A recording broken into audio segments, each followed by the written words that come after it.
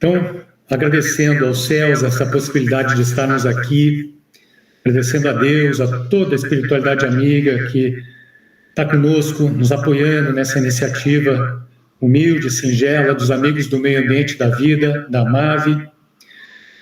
Nós pedimos, meu Pai, forças para que sigamos em frente sem nos angustiar, sem esmorecer jamais, sempre abraçando todas as ideias que vierem no caminho, os projetos. Hoje aqui, meu Pai, temos a possibilidade rica de troca de experiências sobre plantio das nossas irmãs árvores por esse mundo. Então nos ajuda. Ser conosco nessa caminhada. Estamos todos aqui com os corações cheios de gratidão e de energia para contribuir de alguma forma na regeneração, na reconstrução desse planeta incrível que estamos a degradar por conta da nossa imaturidade, da nossa infantilidade. Então, meu Deus, Criador do Universo, ser conosco nessa jornada, toda a espiritualidade amiga, todos que apoiam esse movimento, estejam conosco e sejamos nós os instrumentos, ainda que falíveis, dessa reconstrução verde do planeta.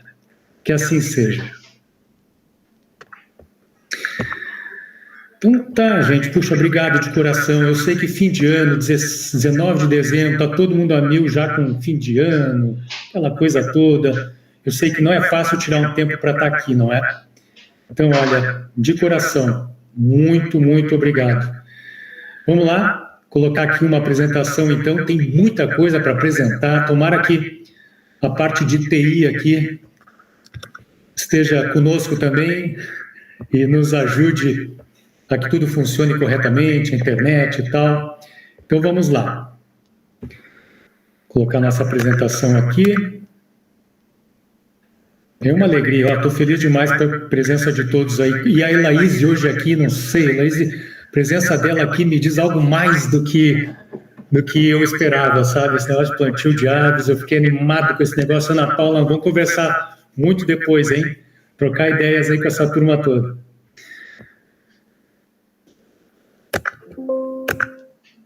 Então, vamos lá. Muito bem. Gente... Elaíse, fica à vontade para interromper a qualquer minuto, tá? A Elaíse sabe como eu sou tagarela, né? Então, Elaíse, para à vontade a qualquer momento para perguntar, opinar, tá? Carlise, todo mundo, tá bem? Então, vamos lá. Quais são os objetivos de hoje, tá bom? Bom, encerrar o estudo desta obra, André Trigueiro, Espiritismo e Ecologia. Foi um ano maravilhoso de estudos dessa obra. Os dois capítulos finais, A Conta de Levindo e Meio Ambiente no Mundo de Regeneração. Para quem não é espírita, os espíritas acreditam na história de que estamos a caminho de um patamar planetário melhor, renovado, mais cheio de virtudes, que seria um mundo de regeneração. Então, o Trigueiro, ele fala aqui como seria, o mundo, o meio ambiente, a natureza, nesse mundo novo. Então, nós vamos fazer isso no dia de hoje, na noite de hoje. E também, ao final, vamos falar aqui brevemente sobre a obra de Carlos Orlando Villarraga, Desenvolvimento Sustentável, o papel dos espíritas na Agenda 2030, que é a nossa humilde sugestão para o ano que vem, turma. Mas assim, aqui eu sou o garçom mesmo, o servidor, sabe, humilde. Quem manda é vocês.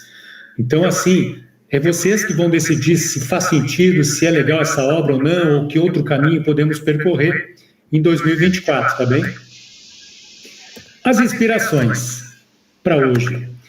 Viu, Laís? A gente sempre começa com notícias pelo mundo que nos inspirem, não é? E olha só, nós estamos falando de plantio de árvores de novo. Meu Deus, está tudo convergindo para esse tema hoje. O Quênia recentemente decretou feriado, agora no mês de novembro, um feriado nacional, parou tudo no país, para o plantio de 100 milhões de árvores para combater as mudanças climáticas no Quênia. É um negócio de arrepiar. Um país pobre, com seus grandes problemas de infraestrutura, que sofre com o que os países ricos poluem no mundo. Hoje a África recebe uma consequência muito maior do que estamos a fazer com o planeta, do que a África propriamente produz de ruim para a atmosfera. Então é lindo demais perceber isso e, puxa, Bem que isso podia ser replicado para outros lugares, né? Brasil, Portugal, para outros países do mundo. Então, tem imagens belíssimas da população realmente abraçando a ideia e plantando árvores no Quênia. Tem também uma pesquisa que saiu dizendo que as árvores, os vegetais, comunicam-se entre si. E aí tem uma imagem, então... Carlise, mil perdões, puxem minha orelha, a questão da audiodescrição, tá? Carlise, essa foto que a gente colocou aqui sobre o Quênia mostra as pessoas ali, cada uma com uma mudinha de planta na mão, num ambiente bonito, plantando, reflorestando, lindo demais. E a imagem que nós mostramos aqui agora sobre os pesquisadores que fizeram experimentos em plantas que se comunicam, tem ali um cenário de uma plantação de tomates muito bonitos. E assim, o que é isso, né? Que é isso que estamos a falar sobre comunicação. Rapidamente dizendo, pesquisadores japoneses provaram que várias espécies emitem sinais de alerta quando são ameaçadas. Para resumir, pessoal, quando uma árvore, uma planta, segundo a amostragem desses pesquisadores, é ameaçada, ela emite substâncias que vão chegar até as raízes das árvores do entorno, próximas a elas, e essas substâncias vão agir como se fossem alertas, como se estivessem a dizer, olha, minha irmã árvore tem um problema acontecendo com uma irmã árvore aqui do lado, que foi atacada por algum fungo, por algum químico, por algum inimigo natural dela. Então essas substâncias vão nessa outra árvore, comunicam a ela e avisam, olha, reforça-te, reforça tuas energias, busca energia pelas raízes, pelo sol, pelas folhas, porque tem algo acontecendo por aí. É ciência, gente, é ciência e mostra como o reino vegetal é inteligente, é divinamente inteligente. Fala aí, Paula. Fala que o Roberto fala demais. Muito rápido, Roberto. O HeartMath Institute é uma organização americana, do qual uma amiga faz parte, tem cientistas que estão a fazer esse estudo de uma forma muito aprofundada em vários pontos do mundo e provaram, eles têm, não sei explicar como, sei que li acerca disso, a intercomunicabilidade das árvores a nível internacional e intercontinental. Eles já conseguiram provar com diversos tipos de aparelhagem, etc., ao ponto a que chega a comunicação entre florestas, inclusivamente. É muito interessante. Eu li em inglês, sabes que em inglês faz sempre muita informação. Não é propriamente a minha língua mãe, nem a mais desenvolvida, mas é muito interessante, todas as conclusões que eles já chegaram são fabulosas mesmo. As árvores falam literalmente umas com as outras, têm uma forma de transmitir não só alertas como pedidos de ajuda, não é? e emitir também as ajudas. E eu fiquei siderada quando vi isso. O HeartMath Institute é uma congregação pelo mundo, é uma organização que tem a sede na América precisamente, que faz formação, etc. E que se baseia precisamente em amor. Os cientistas vêm dizendo e afirmando sempre que todo este fluxo, lá está, vamos estudar a quântica, a todas as grandes descobertas, etc, não é? E eles baseiam-se muito nisso e extrapolaram também para a parte da floresta. Que maravilhoso isso, uma rede intercontinental de comunicação. Faz um favor, minha amiga, se puder, coloca no chat ali o nome desse instituto para a gente pesquisar mais, eu pesquisar mais e, quem sabe, trazer mais coisas aqui, né, numa próxima. Maravilhoso, não sabia que podia ter esse alcance intercontinental. Meu Deus, isso é incrível, é fabuloso. Fábio chegou aí, boa noite, Fábio, que bom que você está aí, chegou, bem tempo, a gente está começando agora, tá, Fábio? Já terminando as inspirações, a gente começou falando do Quênia, que decretou um feriado nacional só para plantar árvore, todo mundo plantando mudas, e agora a gente estava falando de comunicação entre os vegetais. Então é fantástico. Bah, que bom que você chegou aí, Fábio, para pegar essa parte aí também. E Fábio... lembra da historinha que eu contei lá do senhor que deu a notícia para a vizinha que a planta dela precisava de luz? Sim, isso. É o mesmo papel que os cientistas descobriram agora. A árvore que foi atacada manda uma substância para o subsolo que é absorvida por uma outra e essa outra se prepara. Opa, tem coisa errada aqui, deixa eu me fortalecer. Muito legal, Fábio. Muito legal a comparação. Muito mesmo. E, Fábio, deixa eu te dizer que a gente tem uma convidada especialíssima aqui, a minha amiga, colega do CVV, a Elaíse, que é uma ambientalista de mão cheia, plantadora de árvores, escritora de livros infantis. A nossa amiga Ana Paula, de Portugal, está aqui, que está com um projeto. A gente vai botar a mão na massa para tentar reflorestar alguma coisa por aqui também. Olha como as coisas estão se unindo aqui, Fábio. Fantásticos demais. Então, vamos lá. Que mais? Bom, inspirações, né? Gandhi. Gandhi é uma inspiração infinita, uma fonte de inspiração infinita. Ele disse que a grandeza de uma nação pode ser julgada pelo jeito, pela forma pela qual os animais são tratados. E a gente pode colocar o penduricalho ali na fala do Gandhi e dizer que a maneira pela qual os animais e as plantas, os vegetais são tratados. Aí está a grandeza de uma nação. Poxa, o Quênia é grande. O Quênia é gigante. Outros países pelo mundo aí que respeitam o meio ambiente, tipo o Butão, que a gente já falou várias vezes aqui nos nossos encontros, também é grande, é gigante. E por aí vai. Aí, gente, vocês sabem, né? Viu, Laís? A gente sempre procura... agora sim. Chegou aqui.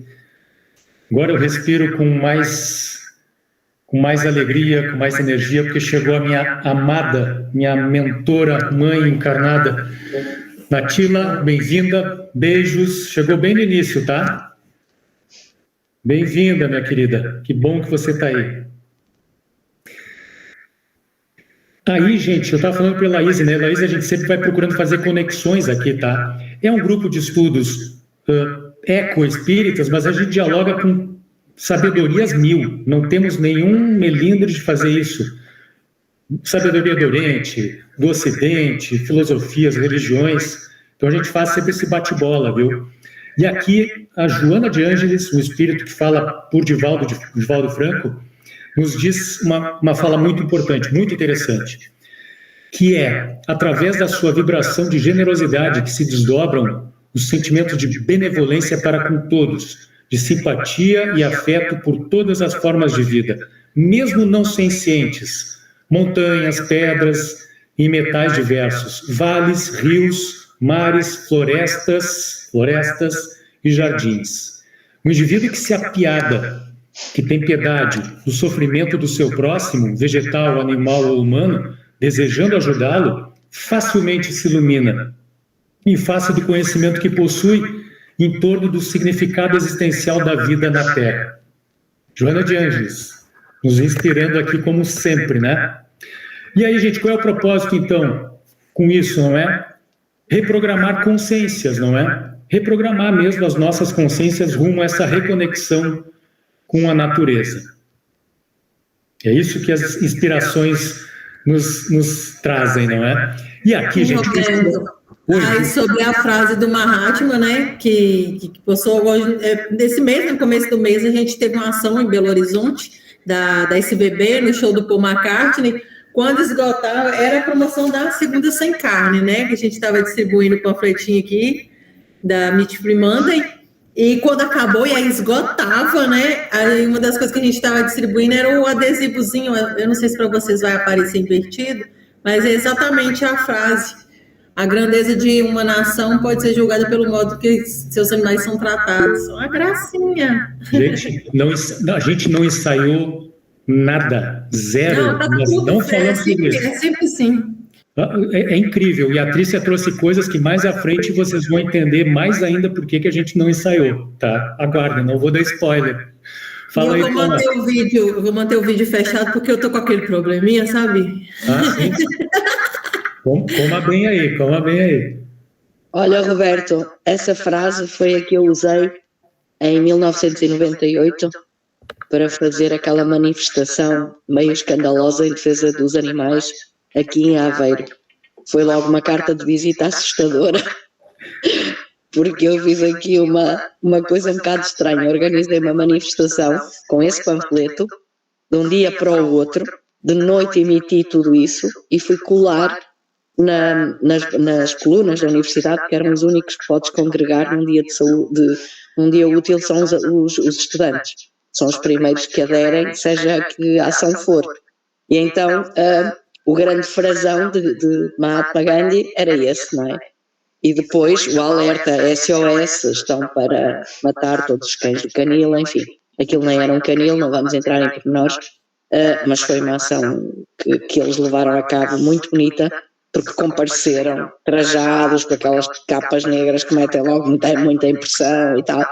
E a frase de Gandhi apareceu ali, no meio do meu desespero, naquela noite, porque queria fazer qualquer coisa, não sabia o quê, porque comunicaram o que ia acontecer no canil. Eu nem sabia que existia um canil, até porque aquilo não era um canil, era uma coisa. E vamos passar à frente. Também não é coincidência, não é? Esta frase move-nos, envolve-nos. De facto, é fabuloso. Obrigada. Nos empurra, né? Na verdade, nos empurra a ação. Né? A gente não sabe para onde está indo, mas nós vamos avançando, vamos fazendo o que tiver ao nosso alcance, o nosso possível. Então, gente, e aqui eu trago para vocês uma inspiração diferente, sabe? Super inusitada, reflexiva, apesar do caráter dramático das imagens. Talvez alguém de vocês já tenha visto isso. Mas vamos lá. É uma enxurrada, é um símbolo da indústria que é poluente no planeta hoje em dia, e a presença de quem? Olha quem? Uma árvore. Então, deixa eu mostrar aqui para vocês isso.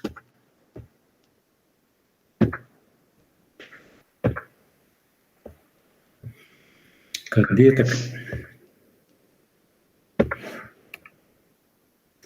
Me avisem se não estiverem vendo, tá bem?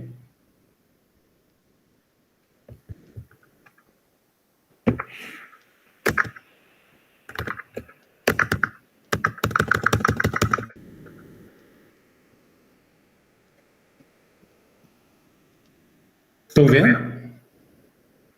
Eu vou descrever para a Carlise essa imagem.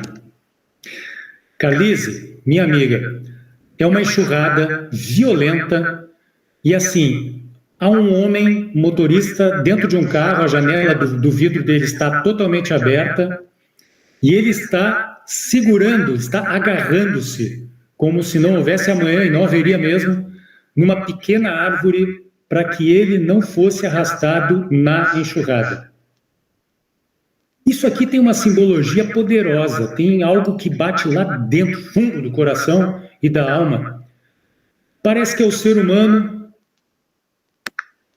involuntariamente, ou compreendendo que ele não pode, de forma alguma, viver em função do poluente, do material, do veículo e, ao mesmo tempo, prescindir da natureza, prescindir de tudo o que a árvore representa na vida da humanidade.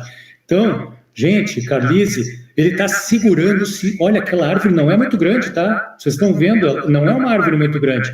Ela deve ter, sei lá, fazendo uma conta rápida aqui, uns 2, 3 metros de altura. Ele envolve vamos chamar de tronco dela com a mão, isso, né? Praticamente, né? Não é um troncão, é um tronco que ele envolve com uma mão. Isso, e segura, e o carro está ali.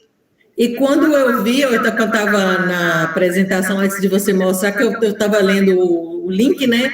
Aí eu já imaginei que, tipo, ele fosse descartar o carro. Ele está dentro do carro, essa árvorezinha fininha, tá segurando o carro dele para não ser levado, ele está se segurando. É isso que é o mais impressionante da imagem. Incrível. Porque eu imaginei que ele fosse, tipo, descartar o carro e se salvar na árvore. Não, está segurando o carro.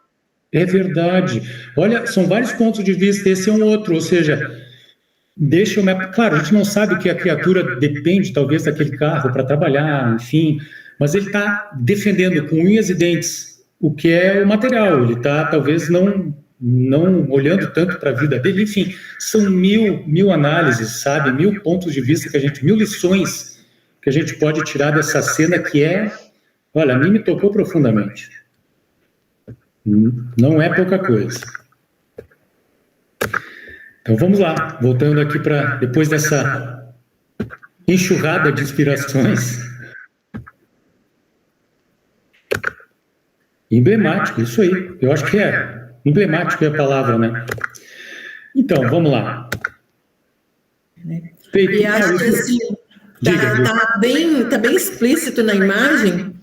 Tipo assim, aqueles memes que os jovens fazem, tipo assim, com essas queimadas, essas perdas de florestas, perdas dessas áreas que a gente tem enfrentado, né, seja por queimadas, ou seja porque estão devastando para a construção, para fazer pasto, ou para plantação, para alimentar os animais do pasto. Fica aquela mensagem para a gente, tipo, alusão ao meme, né? Para se agarre a essas árvores, né, para não deixá-las queimar, não deixá-las derrubar, se agarra a essas árvores, como esse cara se agarrou a essa árvore na enxurrada. Só que assim, para que a gente não precisa esperar essa enxurrada para a gente se agarrar para salvar a vida, mas para a gente se agarrar a ela antes que seja derrubada, antes que seja queimada, antes que seja exterminada. Eu acho que a mensagem que mais forte que ficou foi isso, né, que contrastão. Pô, dá para fazer um artigo, hein? Dá para escrever um artigo para o MOVE aí com essa imagem. Ela é profunda. E aí, o propósito, né, de uma imagem como essa, o propósito é provocar todo mundo aqui, gente, a pensar. Podemos reatar de maneira sincera, profunda, a amizade com as árvores? Claro que podemos e precisamos. E aqui eu falo em reatar a amizade porque a grande massa humana cortou, bloqueou, deu um bloqueio no WhatsApp das árvores na nossa vida e a gente não liga para elas. Então, é um propósito mesmo a gente reatar a nossa conexão com esses seres incríveis, né, maravilhosos. Então, vamos em frente. Eu vou contando para vocês tudo e eu vou esclarecendo um pouco para a Elaíse como é que é, né, as coisas, assim, as partes de cada apresentação. Aí, Elaíse, a gente tem uma parte que são notícias que servem de alerta, notícias que vêm da Matrix altamente egoísta do planeta Terra. Uma delas diz o seguinte: olha só, nós acabou a COP28 aqui, né, nos Emirados Árabes Unidos. A gente não conseguiu uma vitória, vamos falar sobre isso mais adiante, não conseguiu ter algo claro sobre o fim dos combustíveis fósseis. E, olha isso, subsídios federais para combustíveis fósseis somam 81 bilhões de reais em 2022. Isso aí, minhas amigas, é o dinheiro dos meus impostos, dos impostos da Fábio, da Andréia, da Trícia, da Carlise, de todo mundo, que serve para quê? Para subsidiar o lucro astronômico da indústria petrolífera. E não é só no Brasil, tá, gente? Não é só no Brasil, é no mundo inteiro. Então, aí está uma notícia alerta imensa. E aí eu me pergunto, como é que foram me fazer uma COP28 no país, um dos maiores produtores mundiais de petróleo e cujo CEO da COP28 é o gerentão de uma grande indústria petrolífera dos Emirados Árabes Unidos? Tem uma coisa que não soa bem aí, né? Tem uma coisa que está errada. Está profundamente errada. Mas vamos lá, né? Vamos em frente. Uma outra notícia alerta aqui diz respeito, saiu também no G1, G1.com, que os conflitos envolvendo o acesso à água batem recorde em 2022, presta atenção, Roberto, com a guerra na Ucrânia e disputas no Oriente Médio e na África. Conflitos, gente, conflitos diplomáticos e assim, conflitos às vias de fato mesmo. Eu cito um exemplo só, tá? Rapidinho aqui para todas, que é a construção de uma imensa barragem no Sudão. O Sudão fica ao sul do Egito, na África, e do Sudão para o Egito, rumo ao mar Mediterrâneo, corre o Rio Nilo, né? Poderoso Rio Nilo. E o Sudão constrói uma barragem imensa no Rio Nilo, na parte do Sudão. Ou seja, pode reduzir sensivelmente o fluxo de água rumo ao Egito, rumo a outros lugares, não é? Percebem como as coisas são complicadas quando se trata desse recurso poderoso e como, se a gente não se entender no planeta, realmente podemos ver, já estamos a perceber conflitos nesse sentido. Não é fácil, minhas amigas, não é fácil, mas sigamos em frente defendendo esse elemento que é vital, não é? Vital para todos nós. E a última notícia alerta diz respeito à indústria petrolífera, diz respeito à questão, à busca incessante de lucros, de poder, de tudo que vem no pacote da indústria petrolífera, que é o conflito, queira Deus, as coisas estão caminhando de um jeito que talvez não aconteça, entre a Venezuela e a Guiana, no norte da América do Sul, onde, enfim, existe ali um potencial de conflito. Por quê? Por conta de questões geopolíticas e reservas de petróleo que existem na Guiana, em que a Venezuela reclama para si. Então, assim, oremos, viu? Oremos para que o conflito não chegue na América do Sul. A América do Sul está, por enquanto, está passando longe de qualquer conflito armado. Que assim seja, que as coisas se resolvam no campo da diplomacia. E aí, minhas amigas, notícias alertas, notícias alerta, a COP28 terminou, não é? Os Emirados, olha, Elô chegando, que beleza. Fala, Elô, minha querida, muito bem-vinda, beijos, chegou no início, a gente passou pelas inspirações, estamos nas notícias alerta. Seja bem-vinda, tá? Fica à vontade, viu, Elô? Ok, obrigada, queridos. A gente está com, de novo, além de todas que são especialíssimas, né, sempre, todas que acompanham a Magda ao longo do ano, mais duas convidadas, a Paula, Ana Paula, que já é de casa, já está aqui de novo, direto de Portugal também, e a convidada especial é a Elaíse. A Elaíse, cada uma que chega aqui eu vou contando, né, Elaíse, o que ela faz. A Elaíse é voluntária do CVV, junto comigo lá, é plantadora de árvores, escritora de livros infantis, é uma pessoa que... Ela talvez não saiba, mas ela me ensinou e me ensina muito nessas caminhadas. Então, olha que time que está aqui, viu, Elô? E assim, está saindo 1000 ideias aqui sobre projetos de reflorestamento. As coisas, a espiritualidade vai trabalhando de um jeito, coloca pessoas importantes para a gente seguir nesse objetivo. Então, vamos lá. Fala aí, Paula. Muito rápido, porque eu depois esqueço-me, Roberto, desculpem.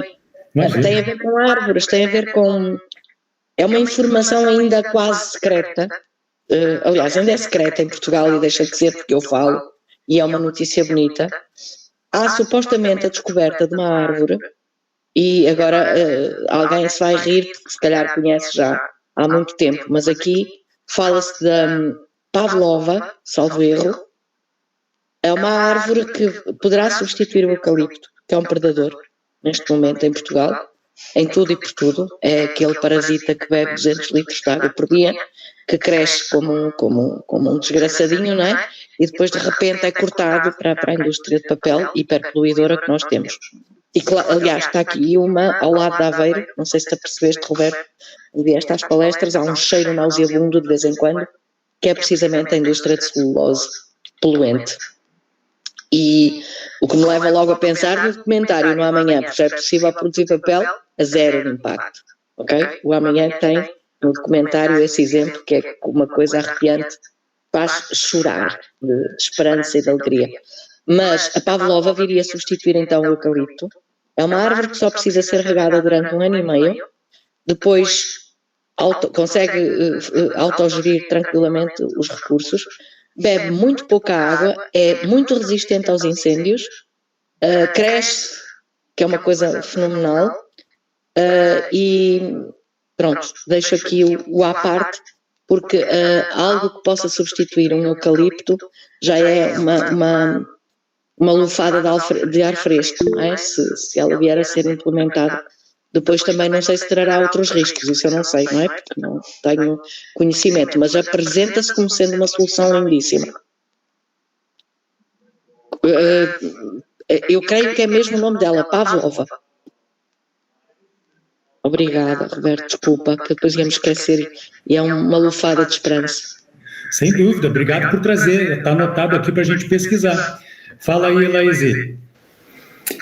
Roberto, como vocês estão falando bastante em plantar árvores e gostam de ler, vou deixar uma sugestão de leitura, é um livrinho pequeno, mas ele é muito encantador, ele lembra o Pequeno Príncipe, ele se chama O Homem que Plantava Árvores, é de um italiano, Gian Giorno, e é muito inspiradora a história, viu? Uma história muito tranquila de ler, muito bonita, e quem estiver interessado nesse tema de plantar árvore é muito gostoso de ler, viu? Muito inspirador. E tem também, Paula, você que está pensando em replantar uma área, né, com árvores nativas e tudo, tem o filme O Sal da Terra, com o nosso fotógrafo famosíssimo aqui no Brasil, Sebastião Salgado, que ele teve uma fazenda muito grande em Minas Gerais, onde a família foi cortando as árvores, e acabou a água, como você falou, acabou a água, acabou os animais, acabou tudo. E aí eles tiveram, ele e a esposa, a ideia de reflorestar aquilo. E hoje, depois de 20 anos, e acho que são 20 milhões de árvores plantadas, acho que é 2 milhões de árvores plantadas, já tem 1.000 novas fontes de água ali brotando, e esse filme é um filme muito bonito, chama-se O Sal da Terra. Sugestões aí. Obrigada, Roberto. Nossa, nós é que te agradecemos. Gente, anotem isso. O Sal da Terra. Filme de Sebastião Salgado? Ele foi filmado por um francês, mas se você coloca Sebastião Salgado, Sal da Terra, você vai achar com certeza. Tá. Legal. Muito bom, muito bom. Obrigado. Eu conheço esse exemplo.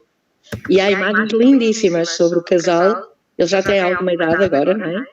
E vê-se eles numa posição em que se vê mesmo todo um vale replantado, e eles os dois em primeiro plano, assim do lado direito, uma imagem linda, não pude esquecê-la. Obrigada, Luís. Obrigada. Gente, quero ver isso. Vamos ver, quem sabe, poxa, podia até, se tivesse como, né, de assistir juntos, isso seria fantástico. Vamos lá então, turma, obrigado por trazerem isso, a gente precisa disso, e esse é um dos objetivos da MAVE, viu, dos Amigos do Meio Ambiente da Vida, é trazer essas ideias, movimentar, sabe, aquecer, fazer girar, fazer acontecer, conhecer esses conteúdos, é fundamental. Fundamental. Gente, então, COP28, não é? Terminou, o texto final foi assinado por 195 países, para ser mais exato. O texto, para resumir, ele não apresenta um compromisso, sabe, dia e hora para o fim gradual, para o fim, né, dos combustíveis fósseis, que, aliás, foi exigido esse fim por mais de 100 países, e esse texto apresenta só uma transição, o que eles chamam de phase-out, para o seu abandono. Mas uma transição, sabe, quem é gestor, quem é administrador de empresa sabe que se não tiver uma meta, se não tiver um alvo, um indicador a atingir, fica difícil. Mas, enfim, muitos dizem que é uma vitória, é um avanço. Pode ser, mas eu fico pensando, será que dá tempo? Será que é o suficiente? Bem, o documento, então, da final, ele apela à transição dos combustíveis fósseis nos sistemas de energia, e aqui em vermelho, vejam que está em vermelho aqui, em destaque, não é à toa, de forma justa, ordenada e equitativa, acelerando o processo nessa década crucial, ou seja, 2030, até 2030, que é a década crucial, para que seja alcançada a neutralidade do carbono em 2050, de acordo com as recomendações científicas. Então, gente, por que eu coloquei de forma justa uma transição, não é? Para o fim dos combustíveis de forma justa, ordenada e equitativa. justa, a pergunta que eu faço de coração, tá? Fiquem à vontade para falar da opinião de vocês. Uma transição dos combustíveis fósseis de forma justa para quem? De forma ordenada para atender a quais interesses? E de forma equitativa, como assim? Nesse instante, eu trago aqui para vocês a figura de um filósofo brasileiro muito, muito famoso, chamado Sérgio Malandro. Desculpem essa piada que eu estou fazendo, totalmente sem graça aqui, mas é que, assim, quem conhece o Sérgio Malandro sabe do clássico do chavão dele, né? Pegadinha, né? Pegadinha do malandro. Aqui está, na minha opinião, tá, gente? Eu posso estar enganado, claro que posso, mas aqui está a pegadinha do malandro dessa COP. Ah, legal. Uma transição dos combustíveis fósseis para novos sistemas de energia de uma forma justa, ordenada e equitativa. Que ordem? Quem é que vai estabelecer essa ordem? Quem é que vai estabelecer a justiça dessa transição? Me permitam assim, não é ser amargo, mas eu vejo aqui o Sérgio Malandro nos falando, né? Pegadinha do malandro. Eu acho que tem uma pegadinha do malandro nessa COP28. Mas, assim, ó, não depende só deles. Nós aqui, nas planícies, não é? A gente também tem que fazer a nossa parte, seguir pressionando governantes, que entra governante, sai governante, esquerda, direita, em cima, embaixo, todos estão em maior ou menor escala comprometidos com as grandes matrizes do planeta, e uma delas, a indústria petrolífera. Então, cabe a nós fazer a nossa parte, E aí, o secretário-geral da ONU, o Antônio Guterres, ele colocou, depois o final da COP, para aqueles que se opuseram a uma clara menção à transição de combustíveis fósseis durante a COP28, ele, Antônio Guterres, secretário da ONU, diz: queira você ou não, a transição dos combustíveis fósseis é inevitável. Vamos esperar, vamos acreditar que essa transição não venha de forma tão tardia. Eu assino com ele. Fala aí, minha amiga Andréa.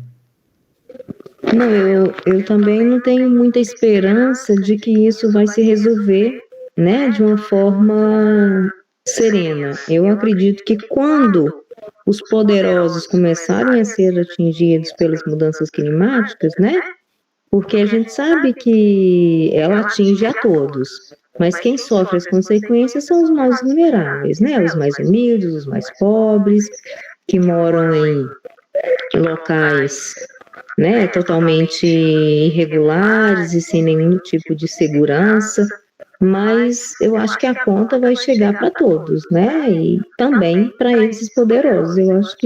Eu só acredito realmente que a mudança vai ser efetivada de uma forma mais realmente justa, né, organizada e planejada, como você colocou, quando essa conta chegar para eles, né, porque senão eu realmente não acredito que vai ser em curto, né, em curto espaço de tempo, infelizmente. Oremos e façamos a nossa parte. A justiça climática, ela está falando. A justiça climática ela é mais justa para uns e menos justa para outros, né? Então a gente percebe muita coisa acontecendo, os refugiados climáticos aí empilhando-se anualmente, todos os anos, em todas as partes do mundo. É algo que está acontecendo, está aí a acontecer. E reclamando de nós essa revolução que a gente precisa fazer dos nossos hábitos. A chefe da União Europeia aqui, a Ursula von der Leyen, ela mandou um Twitter aqui depois da COP28, né? Parabéns, COP28. Uma parte crucial do acordo histórico já está sendo feito na Europa. A Europa abraçou a causa de atingir determinados alvos até 2030, que é triplicar o uso de energias renováveis, duplicar a eficiência energética, a eficiência do uso das energias, enfim. Vejamos, a ver, não é? A ver. Minhas amigas, então, tudo isso que a gente está falando aqui diz respeito à obra Espiritismo e Ecologia, diz respeito ao nosso mundo, sejamos espíritas ou não. E agora nós vamos entrar num capítulo do André Trigueiro, onde ele fala da conta da vida. O que é tal conta da vida? Muitos espíritas aqui acho que já viram isso. Quem não viu, a gente vai contar agora a história. Levindo e a conta da vida. O que é a tal conta da vida? Bom, isso aqui, gente, é uma obra de pelas mãos de Chico Xavier, psicografia do Chico, não é? E ele traz uma história de uma mãe, tem lá o seu jovem, seu pré-adolescente, e esse pré-adolescente é um cara assim que não está muito ligado na vida, nas coisas importantes da vida, nos propósitos da vida. Então, vou contar a história rapidinho aqui para vocês. Isso aqui está no livro chamado Alvorada Cristã, psicografia do Chico, pelo espírito Neio Lúcio. E diz o seguinte: quando Levindo completou 21 anos, a mãe dele recebeu-lhe os amigos, festejou a data, solenizou o acontecimento com muita alegria, mas no íntimo a mãe estava triste, estava preocupada. O filho, até a maioridade, não tolerava qualquer disciplina, vivia ociosamente, desperdiçando tempo e negando-se ao trabalho. Aprendera as primeiras letras a preço de muita dedicação materna e lutava contra todos os planos de ação digna. Recusava bons conselhos e inclinava-se francamente para o desfiladeiro do vício. Nessa noite, todavia, a abnegada mãe orou mais fervorosa, suplicando a Jesus o encaminhasse para a elevação moral. E aí eu gosto de falar aqui uma frase do Chico, né? O Chico costumava dizer que oração de mãe, ela não chega suavemente no céu. Oração de mãe chega metendo a pé na porta do céu, chega chegando, né? Então, essa mãe orou, confiou ao céu com lágrimas, convencida de que o Mestre Divino lhe ampararia a vida jovem. As orações dessa mãe foram ouvidas no alto, porque ela botou a porta abaixo, porque Levindo, logo depois de arrebatado pelas asas do sono, sonhou que era procurado por um mensageiro espiritual a exibir um largo documento na mão. Intrigado, o rapaz perguntou-lhe a que devia a surpresa de semelhante visita. O emissário fitou nele os grandes olhos e disse: meu amigo, venho trazer-te acontados os seres sacrificados até agora em teu proveito. Enquanto o moço arregalava os olhos de assombro, o mensageiro prosseguia: até hoje, para sustentar-te a existência, morreram aproximadamente 2.000 aves, 10 bovinos, 50 suínos, 20 carneiros, 3.000 peixes diversos. Nada menos de 60.000 vidas do reino vegetal foram consumidas pela tua, relacionando-as às do arroz, milho, feijão, trigo, raízes, legumes. Em média calculada, bebeste 3.000 litros de leite, gastaste 7.000 ovos e comeste 10.000 frutas. Tens explorado fartamente as famílias de seres do ar e das águas, de galinheiros, estábulos, pocilgas e redis. O preço dos teus dias nas hortas e pomares vale por uma devastação. Imagina o Levindo, ouvindo o anjo, né, celeste, ele estava reduzindo de tamanho, né? Se eu estou no lugar do Levindo, eu já estou ficando me apequenando. Segue aqui o Chico. Além disso, não relacionamos aqui os sacrifícios maternos, os recursos, as doações de teu pai, os obséquios de amigos, as atenções dos vários benfeitores que te rodeiam. Em troca, que fizeste de útil? Não restituíste ainda à natureza a mínima parcela do teu débito imenso. Ou poderíamos dizer, né, Laís e Ana Paula, não plantaste nenhuma árvore sequer, né? Acreditas, porventura, que o centro do mundo repousa em tuas necessidades individuais e que viverás sem conta nos domínios da criação? Produze algo bom, marcando a tua passagem pela terra. A gente poderia dizer, né, na linguagem popular, o anjo disse para o Levindo, deixa de ser vagabundo, vai fazer alguma coisa de útil, vai fazer algum propósito na vida, né? Mas o anjo foi polido, né? O anjo não é que nem o Roberto que falou uma insensatez dessa. O anjo foi mais polido, mais gentil. Mexe esse corpinho, né? Vamos mexe esse corpinho. Vamos lá. Lembra-te de que a própria erva se encontra em serviço divino. Não permitas que a ociosidade te paralise o coração e desfigure o espírito. O moço, espantado, passou a ver o desfile, projetou-se na frente dele, o desfile dos animais que havia devorado e, sob forte espanto, acordou. Amanhecera. Aqui eu falo para vocês uma coisa, abrindo meu coração. Eu, Roberto Caldas, se eu visse o desfile dos animais que me serviram ao longo dos meus 40 anos, 40? 9, fazer a conta rápida aqui, 10, 44 anos de vida. Gente, eu pediria para o Espírito, me desaparece aí, por favor, me suma aqui que eu quero desaparecer, porque a minha conta seria muito maior do que a do Levendo. Mas vamos lá. Amanhecera, o sol de ouro, como que cantava em toda parte um hino glorioso ao trabalho pacífico. Levindo, escapou da cama, correu até a mãe e disse: Mãezinha, arranja-me um serviço, por favor. Oh, meu filho, disse a senhora no transporte de júbilo, que alegria, como estou contente, o que aconteceu? E o rapaz informou: nessa noite eu tive um sonho, eu vi a conta da vida. Daí então, Levindo se converteu no homem honrado e útil. Trigueiro dedicou um capítulo inteiro a contar essa historinha para mostrar o tamanho da nossa pegada no planeta, né? E como a gente ainda pode fazer alguma coisa, nunca é tarde para fazer, jamais é. E aí, turma, fazendo uma conexão aqui, a gente sai do espiritismo para dialogar com todas as frentes, né? Eu lembro, acho que até já comentei aqui dos jainistas, um ramo um primo irmão do budismo na Índia, os jainistas, que são vegetarianos estritos, eles pregam a não violência. Para resumir, o ahimsa, a não violência total. Os jainistas acreditam que o karma, ele se acumula, o karma, né? As leis do karma se acumulam no nosso corpo espiritual através de partículas. Existem partículas físicas, astrais, kármicas, que se grudam no nosso corpo. E assim ditam as leis de causa e efeito, atraem para a gente os efeitos que a gente plantou, não é? Eu confesso para vocês que eu me pego, às vezes, refletindo sobre esse ponto de vista dos jainistas sobre o karma, eu fico pensando, puxa vida, isso faz sentido. Isso dialoga com o que o espiritismo fala. Talvez os jainistas tenham dito algo fisicamente que o espiritismo não alcançou, a origem física do karma. E aí, por que eu estou falando isso, né? Imagina o Levindo, imagina o Roberto, tira o Levindo, né? Imagina o Roberto. A minha capa de partículas kármicas é uma armadura de chumbo imensa.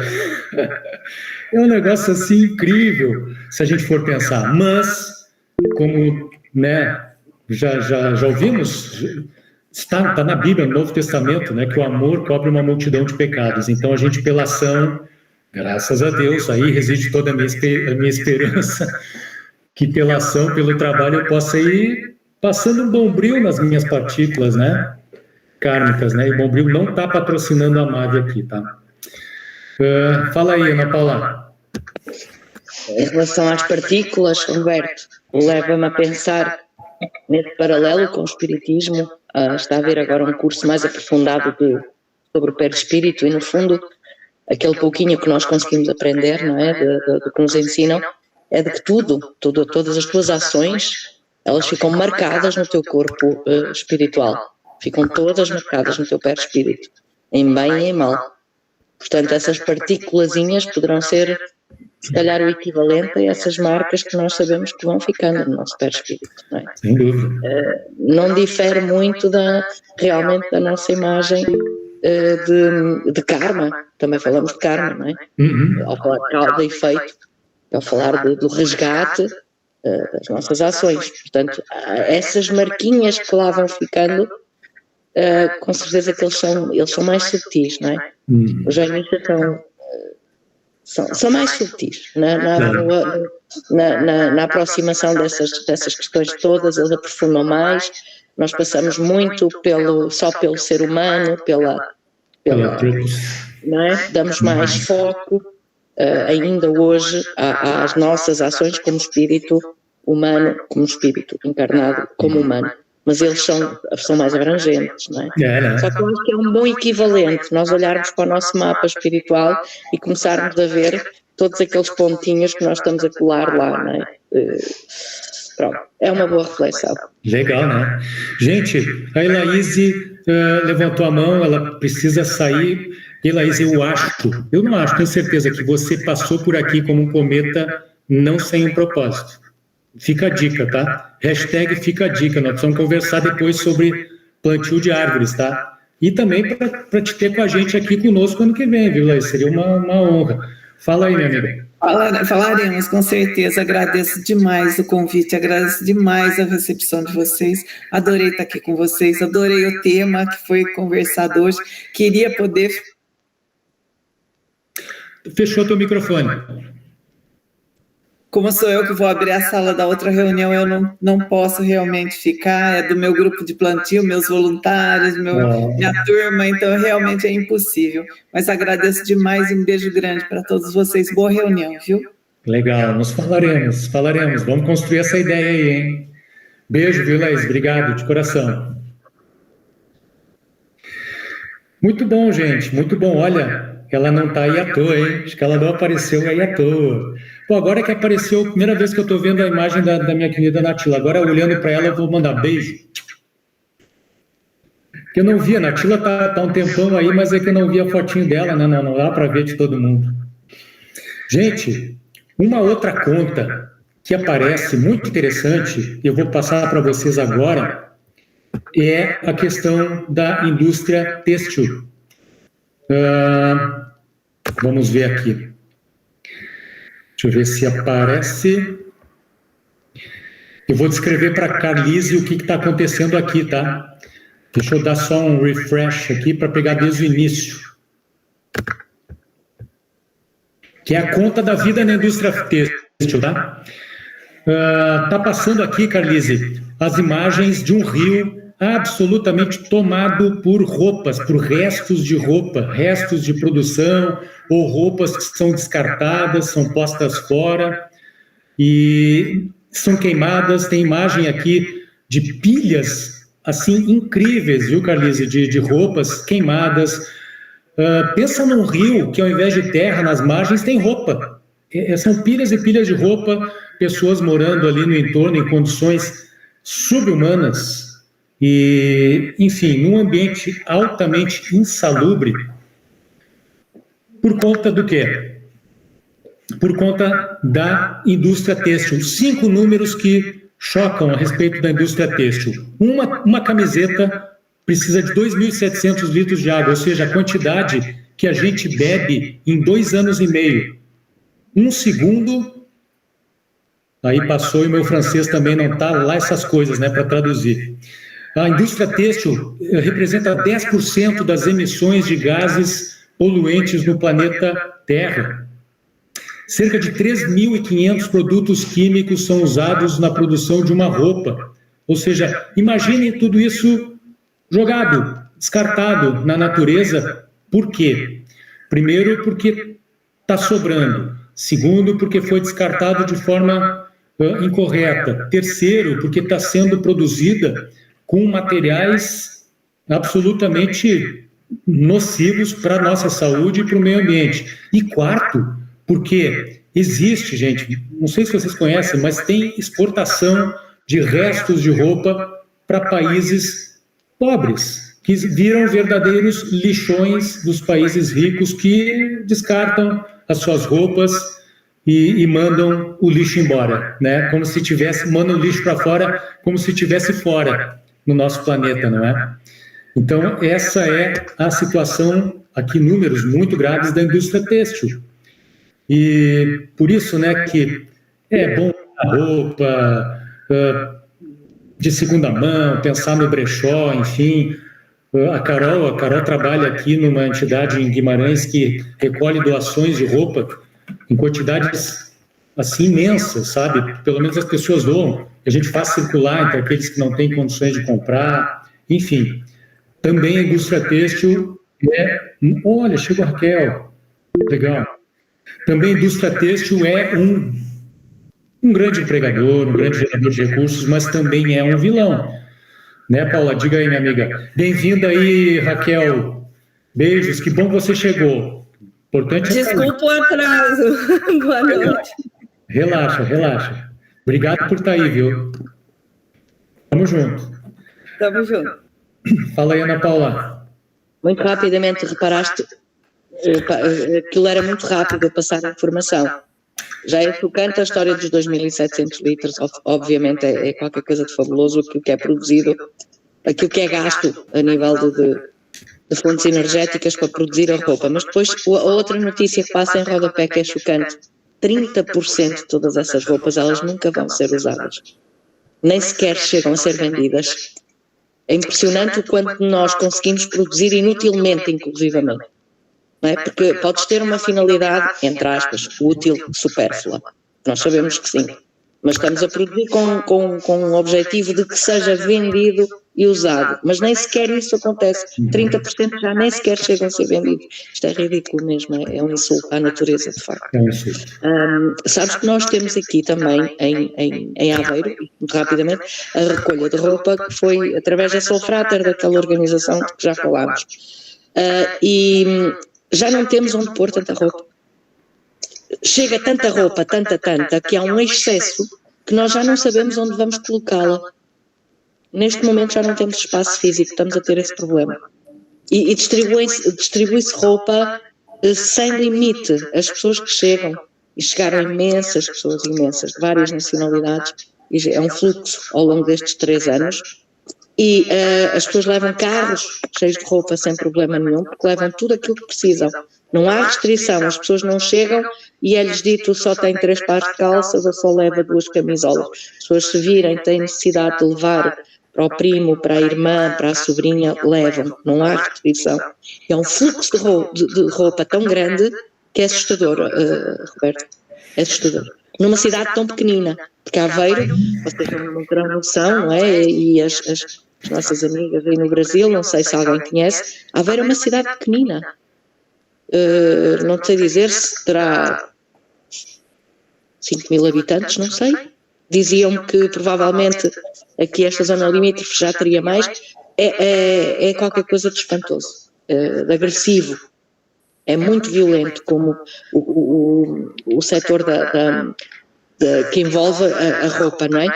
E conseguir passar o conceito aos jovens de que é muito bom vestir roupa em segunda mão, ao contrário do que nós pensamos, acaba por ser fácil. Se nós insistirmos na fase anterior, naquela em que eles ainda não dizem eu gosto, que é por volta dos 12, 13 anos, em que eles começam a dizer mas eu gosto mais disto, eu gosto mais daquela cor e eu gosto mais daquele modelo. Se nós investirmos com as nossas crianças em roupa de segunda mão, isto foi uma experiência que fiz com os 2 filhos, e o mais velho é muito vaidoso. E neste momento devo dizer que ele só compra roupa em segunda mão. Pode ir comprar, mas é em segunda mão. Por opção dele, porque eu já não controlo isso, não é? Ele tem 22 anos. E é um prazer mesmo conseguir perceber que nós podemos fazer essa sementeira também. É muito importante. Graças a Deus. Esse é o futuro, passa por aí, né? O futuro passa por aí. E a Carol que está aqui com a gente, hein, Carol? Se faltar roupa aqui para doar, em alguns momentos faltou, já sabe onde podemos fazer uma ponte aí para... Vamos pedir lá.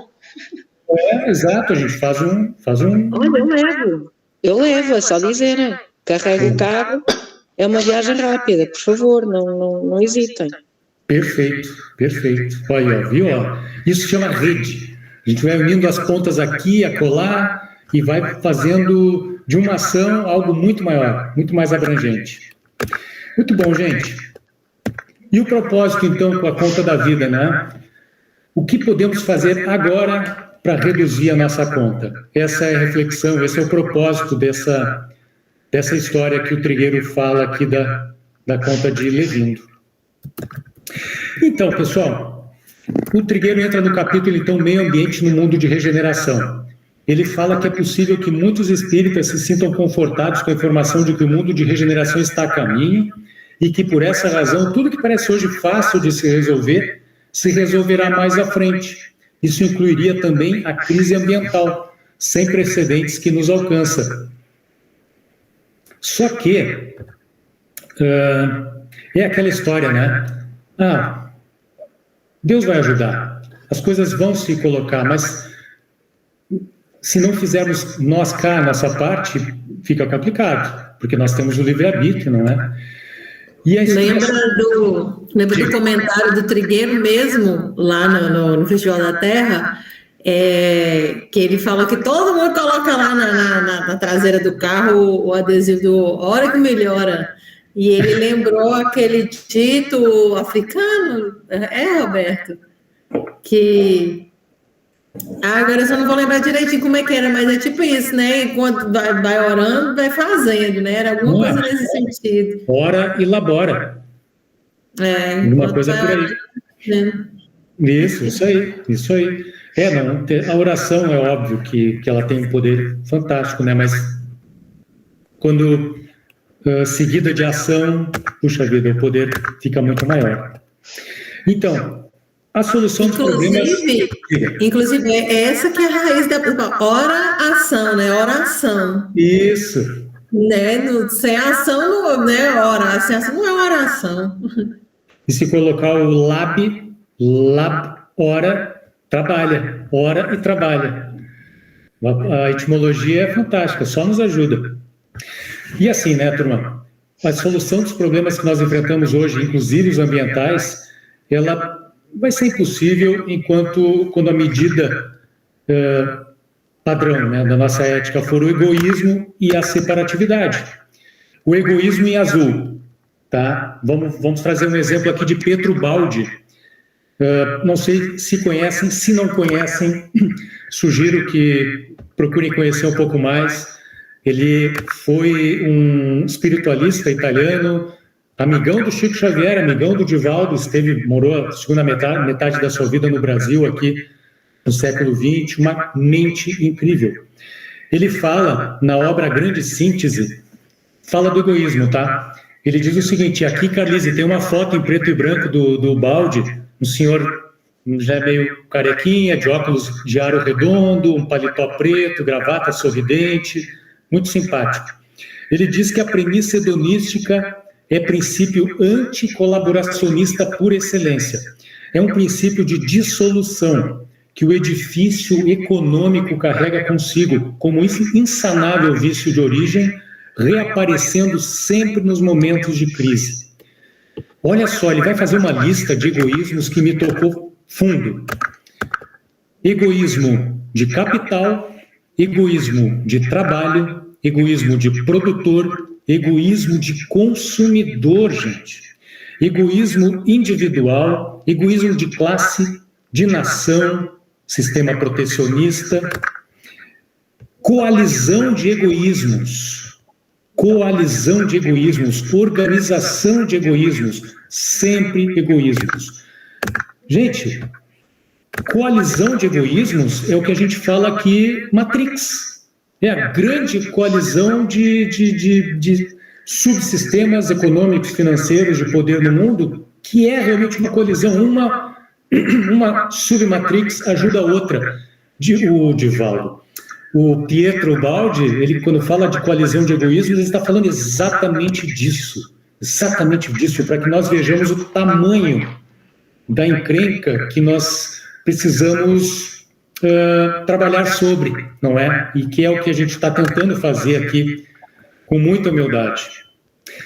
Uma outra questão é a separatividade, não é? A solução dos problemas é impossível com o egoísmo e com a separatividade. Aqui eu trago a imagem de Helena Petrovna Blavatsky, não sei se todos conhecem, é uma espiritualista, uma ocultista do século XIX, contemporânea de Kardec, uma pessoa incrível, que criou uma filosofia chamada teosofia, é muito legal, recomendo que vão fundo nisso. E ela diz o seguinte, que a solução da crise, na verdade quem está dizendo isso somos nós, mas com base no que ela fala, a solução da crise ambiental e ético-animal passa pela compreensão de nosso papel na teia da vida e pelo fim da heresia da separatividade. A gente vive acreditando que a gente pode viver de forma compartimentalizada, que a minha casa aqui está todo mundo protegido, ninguém vai ser atingido pelo que acontece na casa do lado. Não é. O nome disso é separatividade. Enquanto nós estivermos poluídos por essa separatividade, a questão ambiental, ético-animal, ecológica, moral, vai continuar sendo prejudicada. Então, a gente precisa desistir dessa ideia da separatividade. E aí, eu fui tomado por um espírito humorista, né, na apresentação de hoje. Eu trouxe o filósofo Sérgio Malandro. Vou trazer as falas aqui, gente. Eu falo isso quase com vergonha, tá? Mas eu vou falar. Tem um humorista na internet que ele imita um pastor evangélico.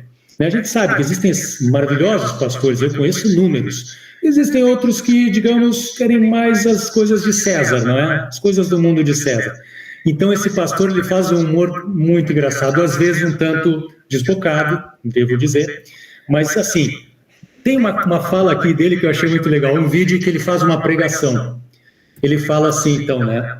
Meu irmão, você que está na vida, enfrentando os caminhos da vida, enfrentando uma dificuldade atrás da outra, você não desiste, você supera, você persevera.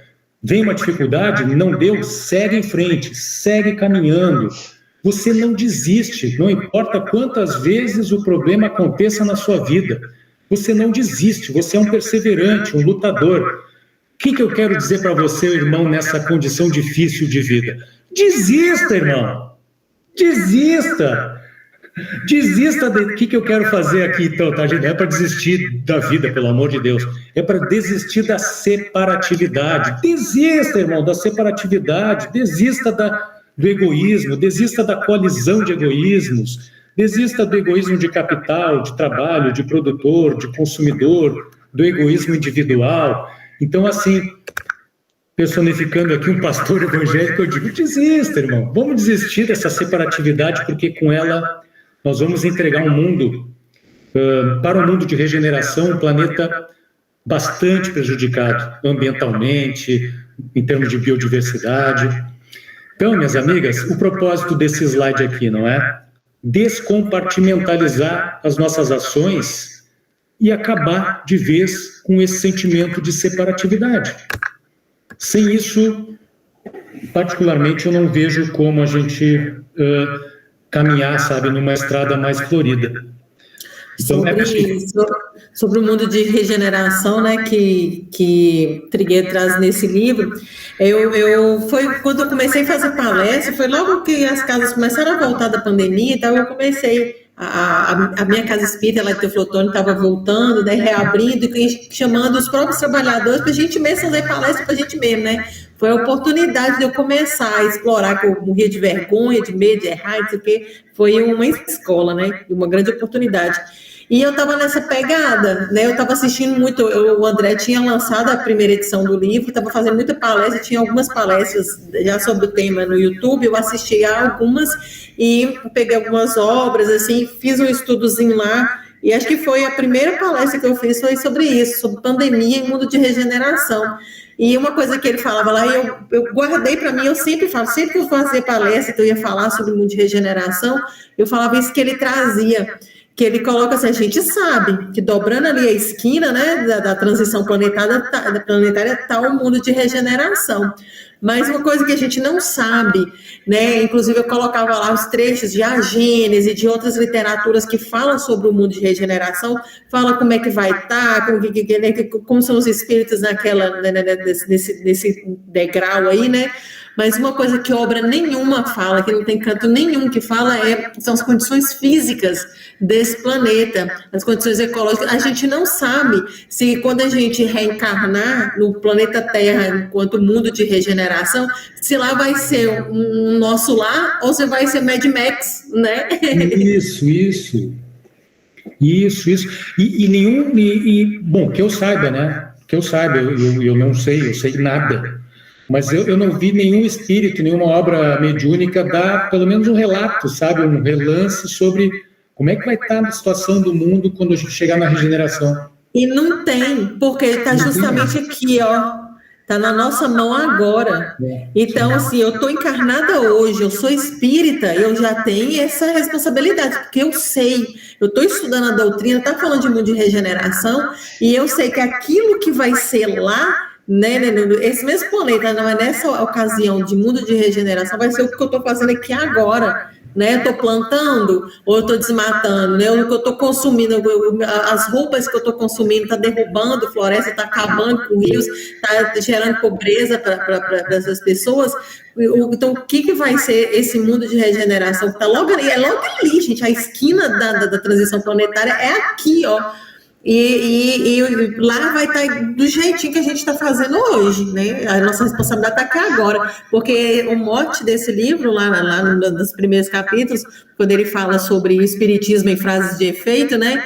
Que falava, né? A vida verdadeira é a vida espiritual e ainda aponta para cima, né? Como se os espíritos do nosso lado estão olhando para o outro assim, o que ela está falando, né?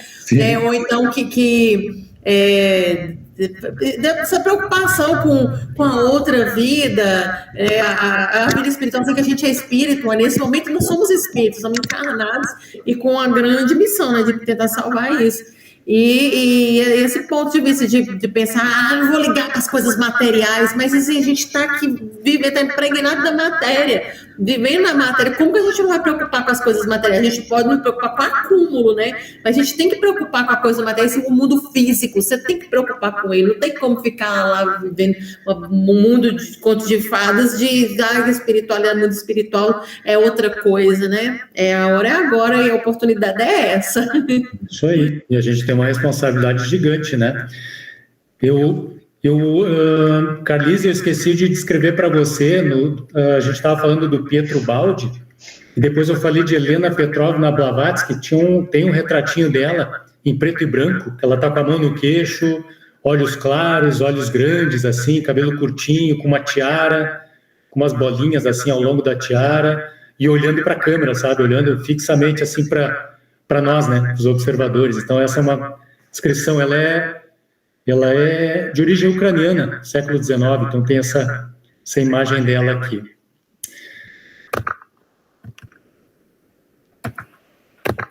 Ana Paula, você tinha levantado a mão, baixou. Desistiu? Ou sigo adiante? Sim, segue. Tamo junto.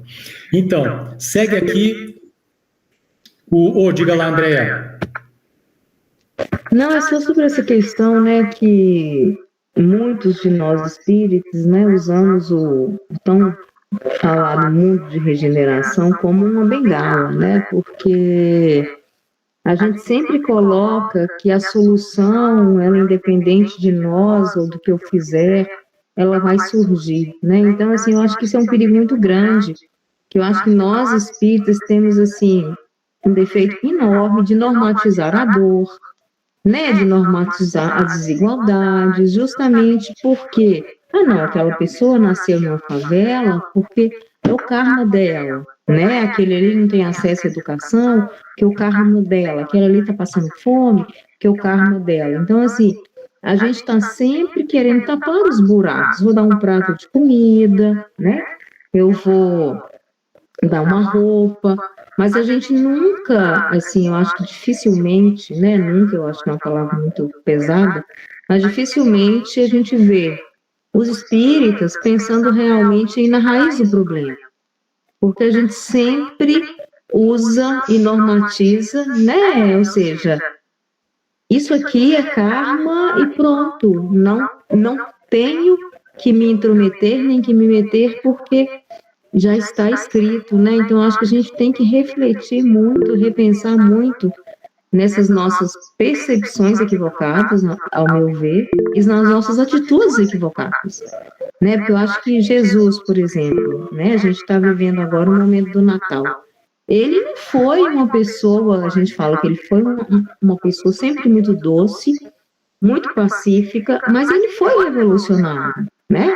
Ele, na época dos vendilhões de templos, né, ele virou as barracas, ele fez e aconteceu, né, então, assim, ele foi atrás de quem precisava de auxílio, e eu acho que a gente precisa ver em Jesus, né, não só quem trouxe a verdade, mas quem também trouxe não só o conforto, mas quem de alguma forma eu acho que ele lutou para que o mundo fosse um pouco melhor, né? Então, assim, eu acho que a gente talvez precise se espelhar nele e agir um pouco mais, né? Não só tapando os buracos, mas também tentando. Eu sei que não é fácil, é algo que quando a gente começa a pensar em o que fazer e como fazer, eu acho que não existem respostas prontas e nem fáceis, né? Mas eu acho que a gente tem que começar a repensar e a refletir sobre o caminho que realmente a gente está seguindo, né? Para realmente chegar nesse mundo de regeneração, não só nosso, mas coletivo, né? Para que todo mundo tenha os mesmos direitos, né? Falou e disse, amiga. Falou e disse, é isso aí. O samaritano não pensou duas vezes em ajudar o cara que foi assaltado a caminho de Jerusalém, né? Aquela parte do Novo Testamento, né? O samaritano não pensou se aquela pessoa tinha carne ou não. Foi lá e fez a parte dele. Ajudou, né? E eu penso que é assim que a gente tem que fazer também, é assim que a gente tem que se comportar. Conosco, com quem nos cerca, com humanos, não humanos, com a natureza. Fala aí, minha amiga Paula. Roberto, rapidamente, esta querida irmã que falou agora, eu não consigo ver o nome completo, peço desculpa, não. Andréia. Andréia, ela fez com que eu voltasse a levantar a mão. É importante, eu fiz o link imediato com o Carlos Villarraga, com o livro e com o que eu acabei de ler hoje, porque eu só li ainda um pouquinho, mas que é precisamente aquilo que ela falou. Nós já temos por obrigação imediata agir segundo tudo o que o Evangelho já nos diz, segundo o Espiritismo, o Espírito Fenelon, sobretudo, que o Carlos Villarraga cita, e muito bem, nesse livro que pretendes que estudemos, mas tem, para além disso, ele vai para além disso, e aquilo que nós podemos chamar de penso rápido, que a Andreia falou, que é, esse penso rápido nós já temos a obrigação de o pôr. O acolher a dor do outro, o agir de imediato sobre o aliviar das penas do nosso próximo, sejam elas quais forem, e de que foro sejam elas, porque vocês especificamente com esse grupo de saúde mental, etc., têm uma ação noutro campo menos palpável, não é? No emocional. Toda essa ação que nós temos que ter e que é imediata, nós temos que pensar, pode ser aquele penso rápido que nós podemos pôr. E ir às causas, como dizia a Andreia, depois é fundamental. E a Andreia está a fazer aquele link necessário, aquela ligação necessária, depois com tudo aquilo que envolve o equilíbrio que nós precisamos para chegar a eliminar a fome, o sofrimento, a desigualdade, a injustiça, tudo aquilo que no nosso mundo de provas ainda está aqui presente de forma tão dura, não é? E é este ciclo que nós estamos a estudar, não é? Se eu percebi bem, Roberto, é o tentar chegar, através das nossas ações individuais, e divulgar cada vez mais esses objetivos, não é? Mas chegar à causa, para deixarmos de ter necessidade de pôr esses pensos rápidos. E aí sim, e agora de acordo com a Trícia, não é? Que se chama, a outra menina que falou, chegando ao que ela diz, que é: será verdadeiramente esse o mundo de regeneração? Mas será que todos lá vamos chegar?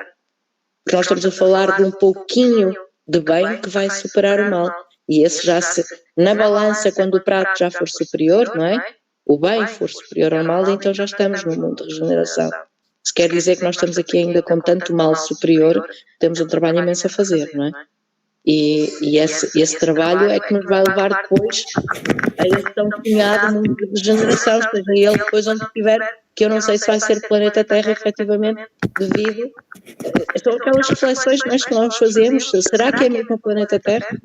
Será que é esse o mundo de regeneração? A Terra vai entrar de facto nesse plano, mas será que somos nós que vimos para cá? Será que as nossas ações vão ser suficientemente pesadas no prato da balança que diz é mais bem do que mal? E a partir daí, se calhar, conseguimos ter a noção do grande trabalho mesmo que temos ainda que fazer em nós próprios e pelos outros de seguida, não é? É isso aí. Falou e disse. Bom, eu estou indo para um planeta primitivo, tá, gente? Você segue na regeneração, mas mandem notícias para mim, tá? Quando eu estiver lá no primitivo, por favor. Porque com as minhas partículas kármicas, eu acho que eu estou indo para lá. Mas vocês mandem notícia, tá? Ó, Natila, minha querida, diga aí. Seu microfone está fechado, tá? Fala, Amada. Analisando todos os amados aqui, cada um expôs o seu pensamento, todos estão certos, não é? Todos empolgados em buscar a melhor solução, não é? Embora pequenos que somos, mas essa solução falada entre nós, naturalmente. Mas, em primeiro lugar, com todas as preocupações que nós temos sobre o planeta, a condição do homem realmente ainda o egoísmo é o maior vilão em todas as situações e questões da humanidade. Enquanto que o homem não se auto-evangelizar primeiro, individual, é difícil realmente a gente querer passar para o coletivo aquilo que a gente não faz, não sente e não vive. Então, meus amados, à medida que nós vamos fazendo a nossa parte, em todas as questões materiais, físicas, morais, espiritual já está ligado à moral, não é? Realmente as dificuldades são muito grandes ainda para nós. Mas como sabemos que Deus, que é um ser perfeito, totalmente, por suas obras magnificentes, magnânimas, extraordinárias, né? Esse universo todo é tão vivo, é emoção, é verdade, é vida, é alimento, não é? É aquela expectativa do espírito envolvido pela paz, quando ele se envolve universalmente com o todo, com Deus. Então, meus amados, por mais difícil que nós achamos, não é, a situação toda que está ocorrendo entre os governantes, presidentes, empresários, pessoas comuns, pessoas públicas, nós, não é? Enquanto não houver em nós o despertar da responsabilidade, comigo primeiro, e naturalmente eu sendo responsável, os meus atos todos serão de acordo com a responsabilidade do bem coletivo. E isso está faltando muito em nossa humanidade, não é? O poder dos países, não é? Dos governantes é ilimitado. Eles não têm ainda desperto dentro de si o significado de gestar, mas com responsabilidade com o universo. Vejamos em Maceió, esse problema lá que está desmoronando, que está afundando, né, uma parte da cidade. Quer dizer, foi até onde a ganância, de repente, quando viu, teve que parar. não é? E, lamentavelmente, nós enxergamos isso em todos os países, em todo o mundo, onde há uma governança desespiritualizada, descompromissada com o universo, com a humanidade e com Deus. É assim que eu vejo. Mas, paralelo a isso, amados, a esperança. Essa é um mote verdadeiro, porque a esperança nos leva a confiar, a confiança. Não só a confiança, em primeiro lugar, na espiritualidade em Deus, né? Em todos aqueles que dirigem o universo, que dirigem a humanidade. Eles são sábios, eles estão atentos a tudo isso que nós estamos passando.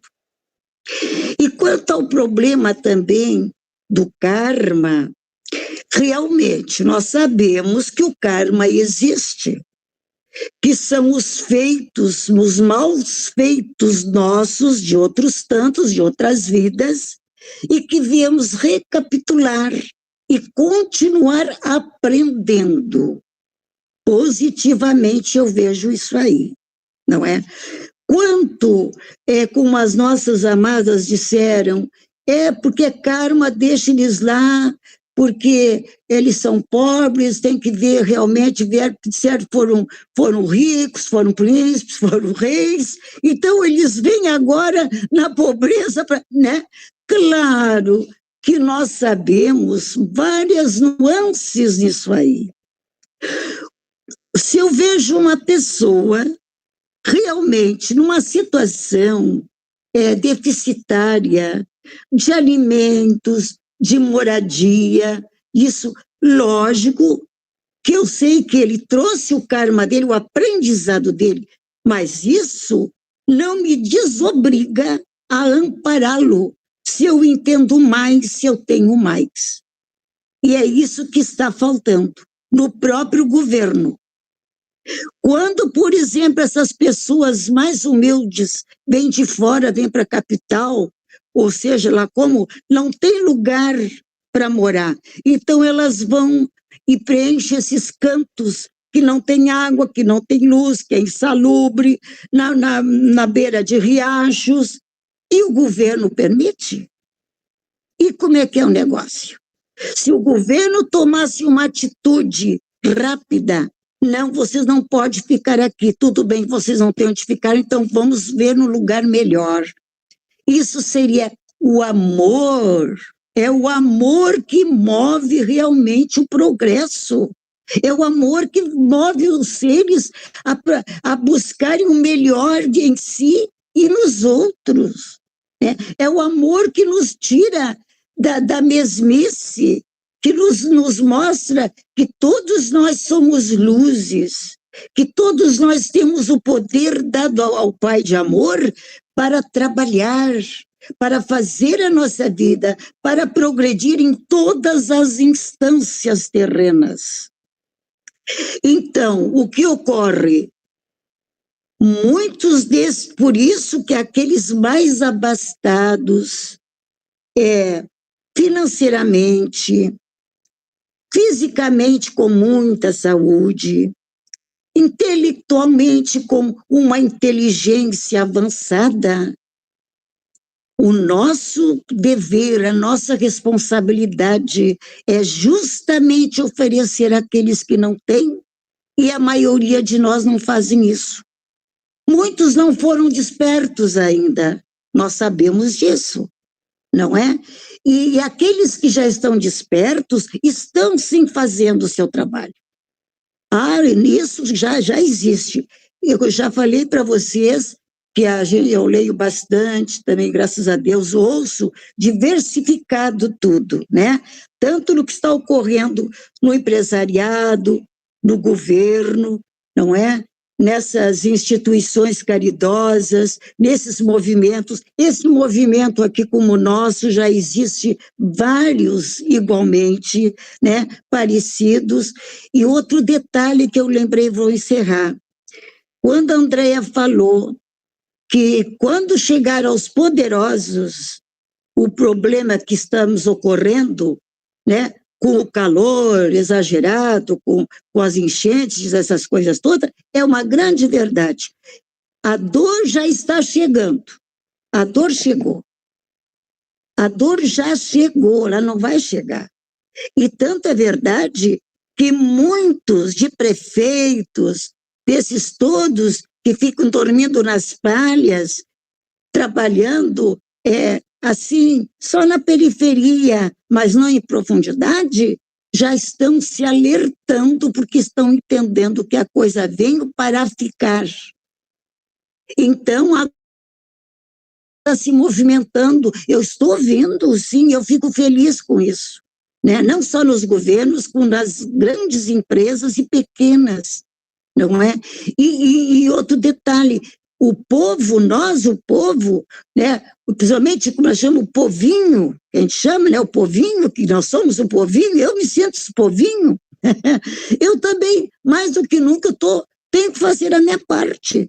Do contrário, não vai. E eu então acredito, André e todos nós aqui presentes, que realmente as coisas vão mudar sim. Não sabemos quando, não temos esse poder. Nós ainda, por mais que já queremos entender e fazer, ainda somos pequeninos. Não é verdade?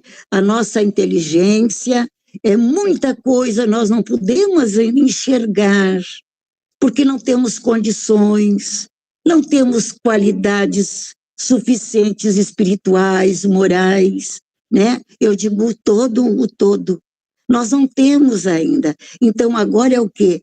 É preservar aquilo de bom, de lindo que nós já temos dentro de nós e fazer ele florescer, germinar, né, de nós, das nossas vibrações, das nossas energias, nós que já amamos tanto as flores. Você sabe que aqui no meu pátio tinha, mas ainda está, uma árvore frondosa, maravilhosa. Eu cansava de ir lá no fundo, me abraçar a ela, beijar, como eu faço com as minhas laranjeiras, com tudo que eu tenho, plantinha, bichinho, qualquer coisa. Mas eu sinto mesmo, e é verdadeiro, há uma reação, há uma recíproca. Quando nós, na natureza, nós esbanjamos a nossa gratidão infinita, o nosso amor a eles, a elas, a gente registra. Então eu sinto.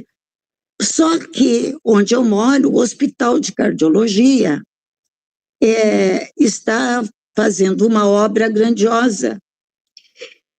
E essa obra pegava o meu terreno por cima, aquelas baita máquinas, né?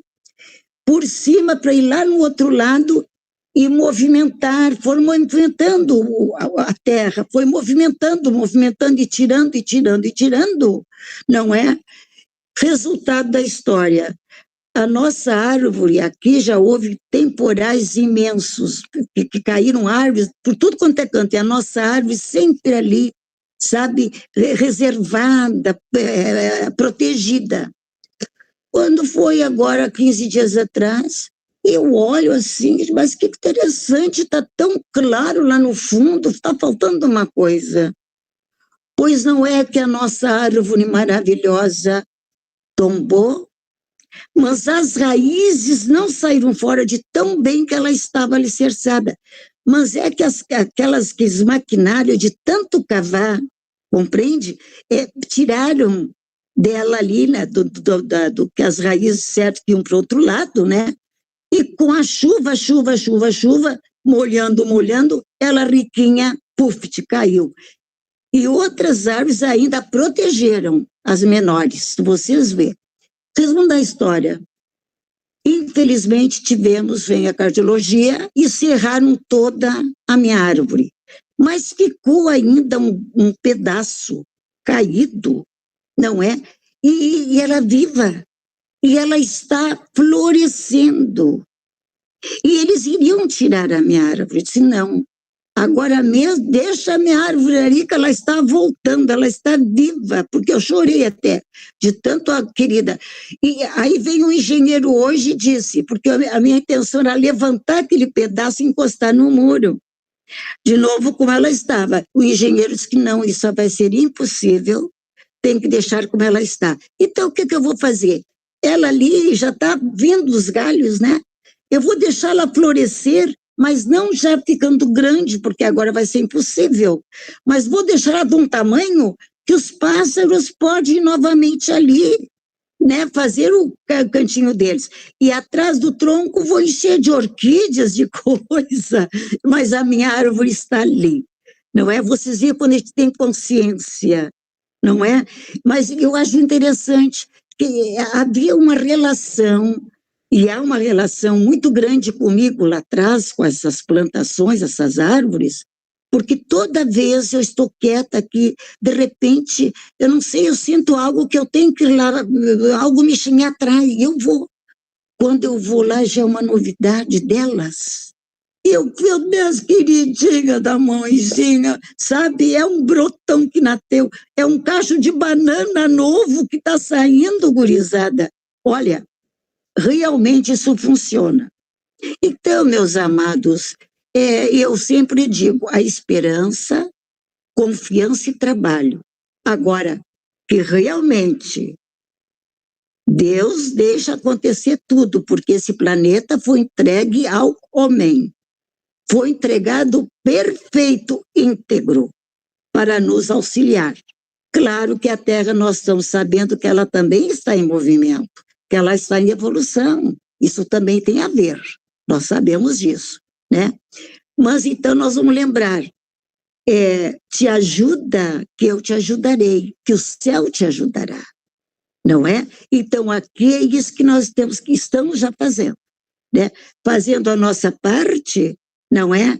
Que aí sempre haverá, sim, o amparo divino, porque eu tenho certeza que a Terra não vai desaparecer. Ela vai florescer para as novas gerações que estão chegando, porque nós já vemos modificações nas crianças, nos jovens, inclusive até para se vestirem, é só a calça jeans, uma camisa e um tênis, já está tudo legal para eles. Eles não, esses de uma nova geração, não querem mais se preocupar de comprar já para ter, como é um apartamento, já para toda a vida, aquela segurança. Não. Eles estão vivendo o momento, o que eu falo, mas num momento responsável. Eles estão vendo a vida de uma outra maneira, né? Muitos deles, que a gente convive. Então, meus amados, para encerrar, a minha felicidade, a minha gratidão de compartilhar com cada um de vocês. Eu tenho vocês no meu coração, eu me emociono, mas isso aí é meu, é verdadeiro, né? Cada um de nós diferente, fazendo a sua maneira, a sua mudança, não é? E jamais isso podemos parar, não é? Como diz lá o brincalhão aquele, né? Deixa consumir, deixa fazer. Não, ao contrário, não é? O nosso humor é erguer sempre, é trabalhar, é multiplicar, é abraçar, é beijar, é agradecer, né? No pequenininho, no mínimo e no grande. Tudo está certo na Terra. Um abração e um ano novamente de trabalho. E abençoado, porque é só o trabalho mesmo, né? Que nos edifica, que faz a gente ficar feliz, né? Um trabalho que ele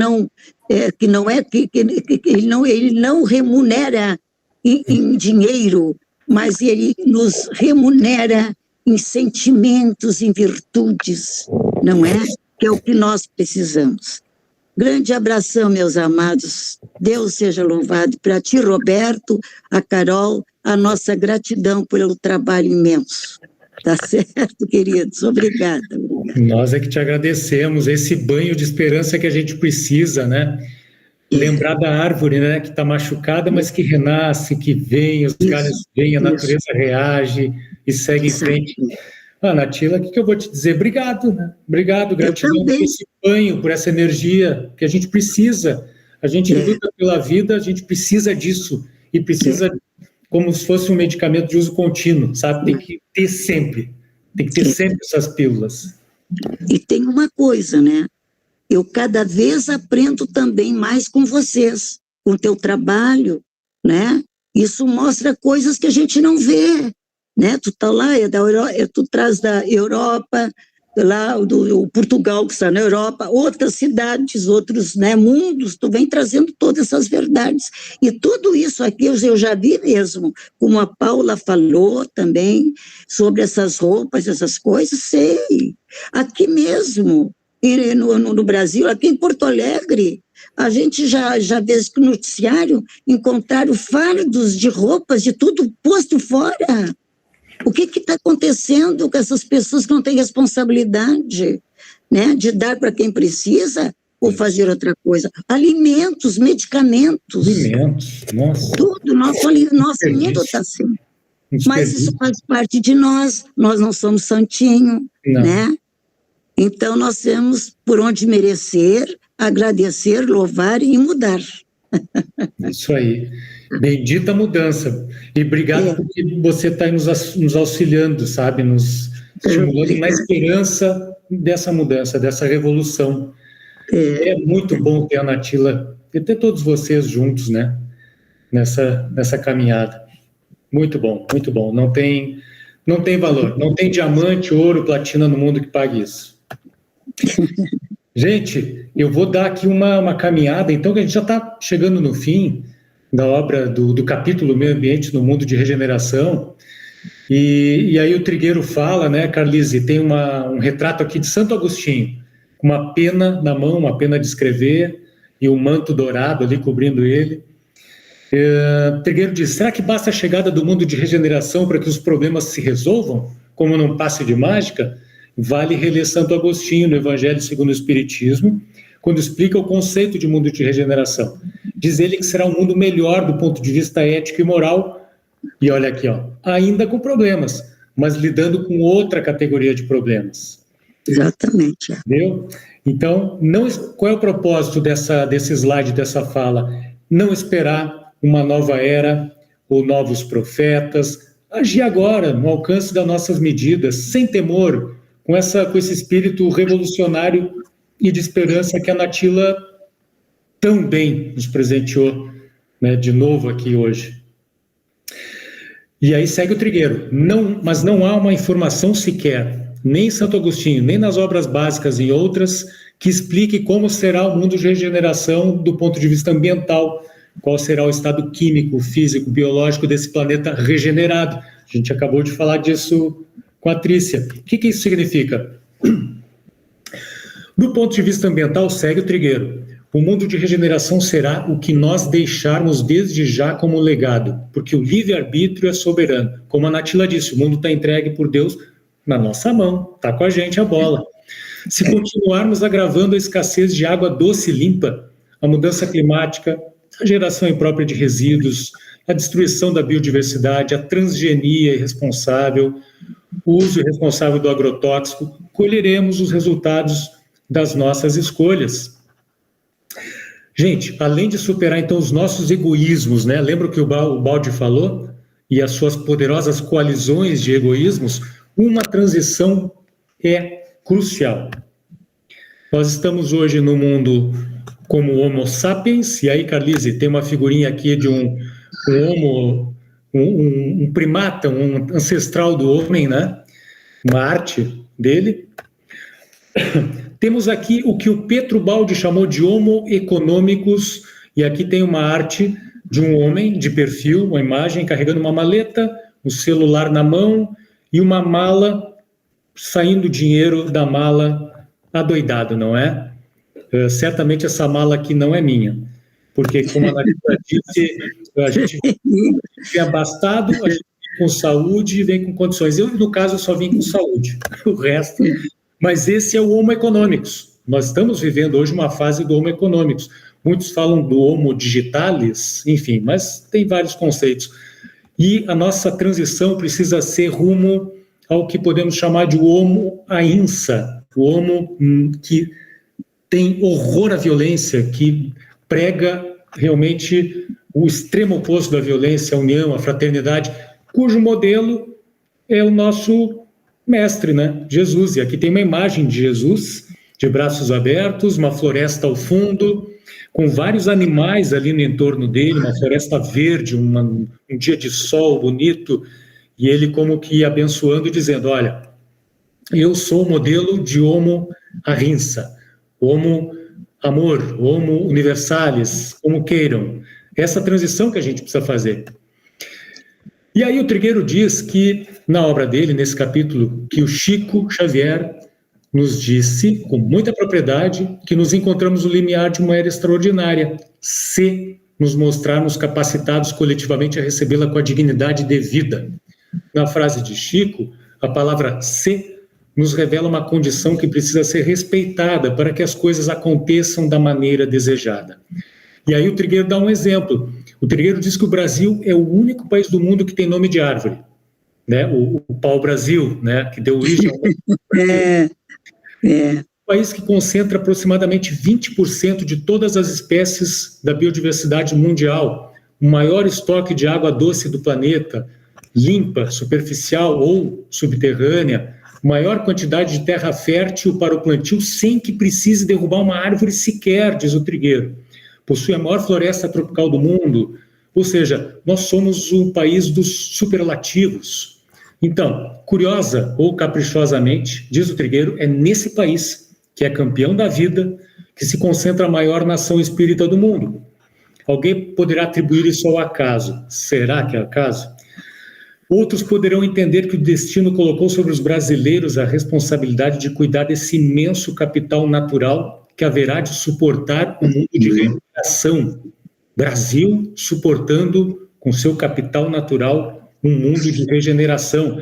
E aí, Carlise, tem uma imagem aqui, um mapa da América do Sul, com um desenho, o contorno do Brasil, com um grande sol brilhando no centro desse mapa, no centro, no coração do Brasil, como a mostrar que nós temos aqui uma responsabilidade muito grande de fazer esse sol brilhar nessas terras aqui e que esse brilho se irradie para o resto do mundo, não é? Então, minhas amigas, nesse sentido, diz o Trigueiro, mãos à obra, porque o tempo urge, o planeta é um só e os recursos são finitos. Sabendo usar, não vai faltar. Precisamos, portanto, ter a coragem de fazer mais e melhor, e só depende de nós. E aí tem uma imagem aqui do lado, Carlise, duas mãos segurando uma pequena casinha escrito Instituição Espírita. O papel dos espíritas e dos não espíritas também, né? É grandioso, mas os espíritas têm uma responsabilidade por ter a informação, por ter o que tem o poder da doutrina em termos de conhecimento, de diretrizes. Nós temos uma responsabilidade maior, penso eu. E aí, dentro dessa responsabilidade, as imagens dizem tudo, falam por si. Nós temos uma imagem do Quênia, de novo, crianças ali, Carlise, plantando mudas, plantando árvores, ou seja, novo conceito de relação com o meio ambiente, de preservação.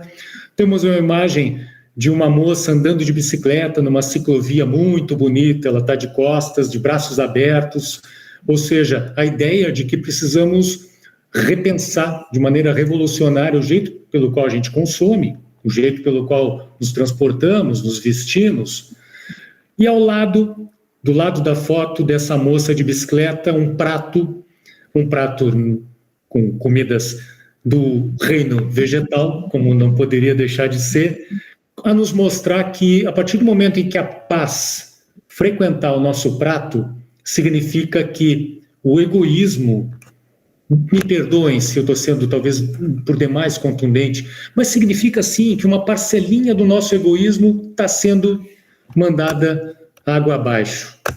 E aí, com os resultados positivos que isso reflete para o planeta, para o mundo, não é? Bom, já chegando aqui no final, já estamos quase terminando, minhas amigas. Os objetivos de desenvolvimento sustentável, nós vamos falar muito sobre isso ano que vem, muito mesmo.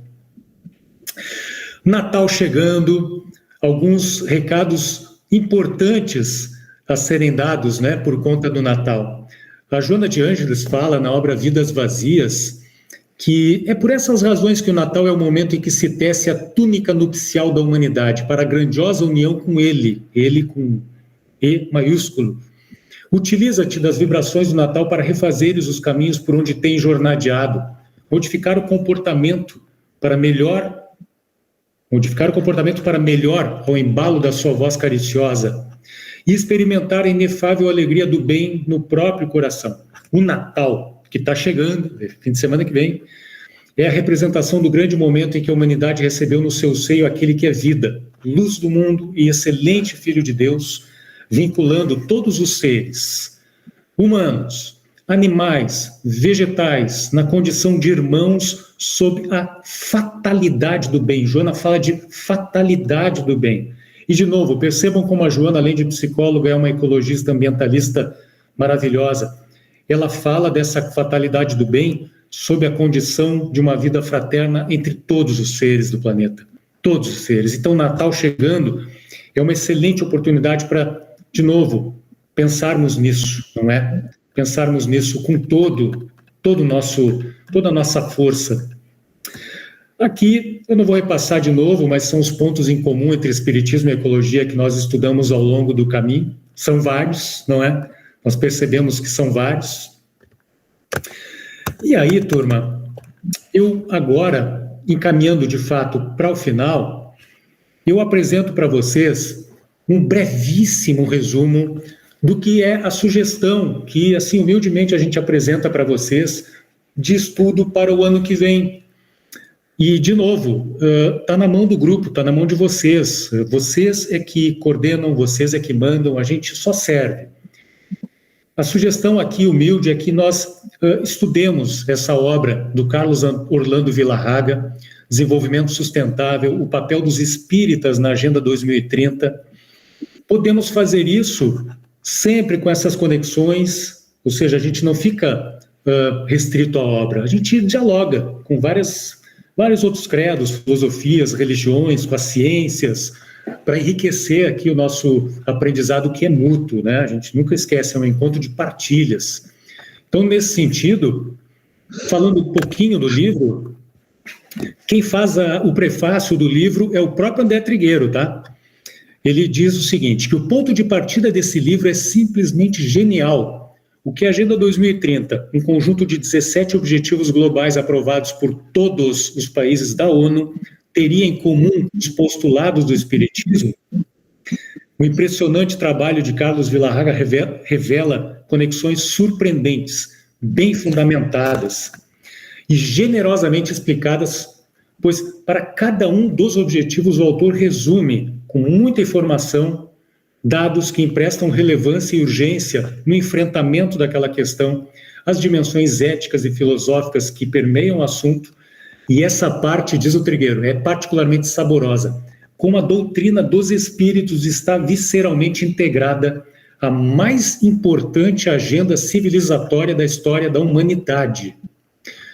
Ao promover o encontro de uma agenda multilateral do século XXI, olha isso, gente, olha isso, promover o encontro dessa agenda 2030 com uma filosofia espiritualista do século XIX, o autor, diz o Trigueiro, robustece o que os dois lados têm de melhor. É comovente perceber o encaixe perfeito das peças, uma grande síntese do que a espécie humana tem de melhor e de pior, e os desafios que temos pela frente na resolução de problemas que não deveriam ser mais ignorados. Nosso Trigueiro fazendo o prefácio, nos apresentando o livro. E o propósito disso aqui? Qual é o propósito ao estudarmos essa obra ano que vem? É promovermos esses encaixes que são saborosos, sabe? Ciência, filosofia, religião, propondo pequenas ações que a gente possa fazer onde estivermos, seja aí no Brasil, seja aqui em Portugal, qualquer lugar do planeta.